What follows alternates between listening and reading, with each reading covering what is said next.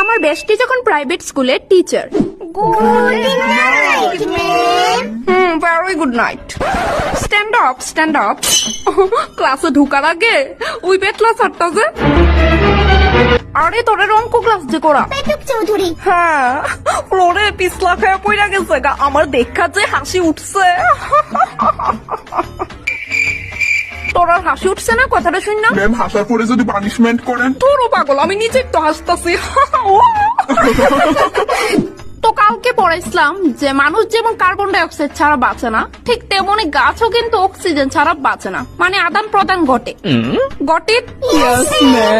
তো আজকে আমরা পড়ুম সিএনজি। দেখি কে বলতে পারে সিএনজি ফুল ফর্ম কি? ম্যাম আমি কই? হ্যাঁ দাঁড়ায় কো। সিএনজির ফুল ফর্ম হচ্ছে সিএনজি গাড়ি চালাইতে হইব।